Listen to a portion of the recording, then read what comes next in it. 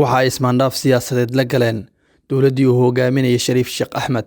Sidoo kale, waxa ay ismaandhaaf siyaasadeed la galeen dowladdii uu hogaaminayay Xasan Sheekh Maxamuud. Waxa ay laba mar dagaal la galeen dowladda uu hogaamiyo Maxamed Cabdullaahi Farmaajo. Waxa aan ka hadlaya waa ururka Ahlu Sunna. Haddaba, goormee ayaa dhidabada loo taagay Ahlu Sunna? Se maxay ahayd sababtii ka dambeysay in la aasaaso? Maxay tahay sababta maamul walba ee ka hana qaada Galmudug ay ula shaqayn la'yihiin? Maxaa hadda ku soo beegay dagaalka ay la galeen Galmudug iyo dowladda federaalka Soomaaliya? Muxuu yahay qorshaha ay haddu damacsan yihiin ururkan? Su'aalahani ayaynu ku falaqayn doonaa inta ay socoto warbixinteenan.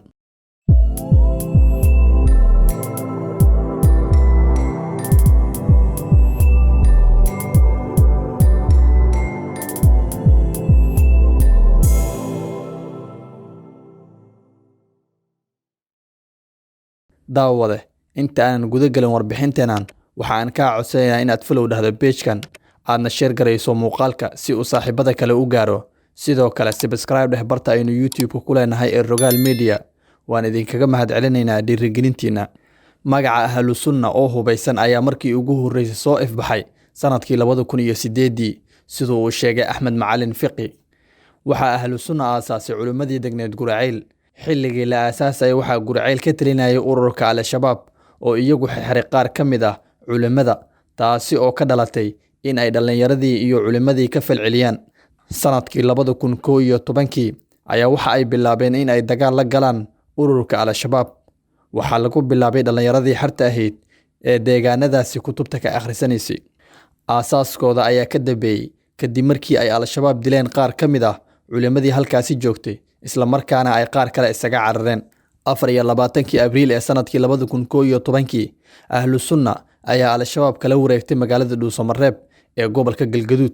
Ahlu Sunna ayaa markii dambe xoog ku muquunisay Al-Shabaab, isla markaana ka saartay inta badan deegaanada gobolada dhexe.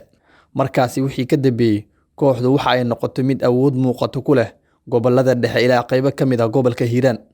Wasiirkii hore ee amniga Galmudug, marna soo ahaa taliyaha hay'adda nabad sugidda iyo sirdoonka qaranka ee NISA, Axmed Macalin Fiqi ayaa qaba in ciidanka Ahlu Sunna ee shabaabka dhowrka dagaal galay ay ahaayeen ilaa 10,000 oo askari, kuwaasi oo intooda badan ahaa mutadawiciin aaminsan fikirka suufiyada.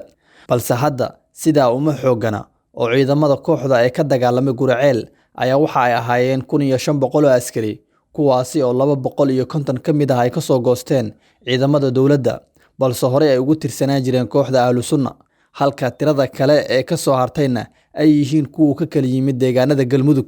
Kooxda ayaa hore ula shaqayn weysay maamuladii soo maray Galmudug iyo xitaa kuwii soo maray dowladda dhexe.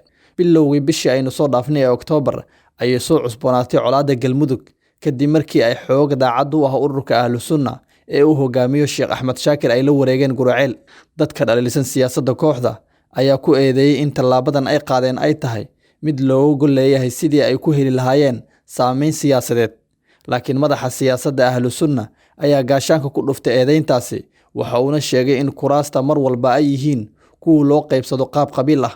Dhowr jeer oo hore ayuu isku dhac dhex maray ciidamada Ahlu Sunna iyo kuwa dowladda federaalka kadib markii ay madaxdu isku khilaafeen arrimo siyaasadeed.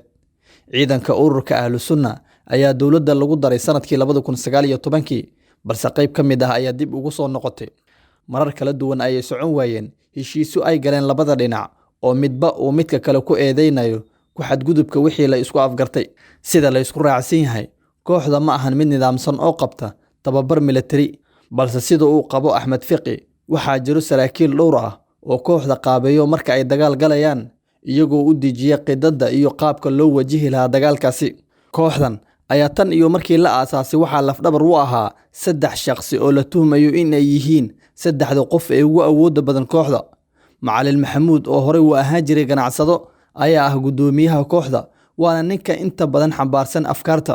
Sheekh Maxamed Shaakir oo ah madaxa fulinta kooxda ayaa la rumaysan yahay inuu yahay nin kale oo isna mayal adag, kooxdana sanado badan udub dhexaad u ahaa. Shakhsiga saddexaad waa Saadaq Sheekh Yuusuf Direed oo ah wiil u dhalay Sheekh Yuusuf Direed oo caan ka ahaa gobolada dhexe, kaasi oo ay siyaartaan culimada suufiyada. Haddaba lama oga waxa ay damacsan yihiin kooxda kadib markii laga saaray Guraceel oo maalmo ay haysteen. Daawade faallada hoose inooga reeb haddii ay adigu kula tahay in kooxdu ay sidaan ku burburin oo ay mar kale soo laaban karto iyo haddii ay ku milmeen siyaasaddu oo ay wax ka qaybsan doonaan maamulka Galmudug.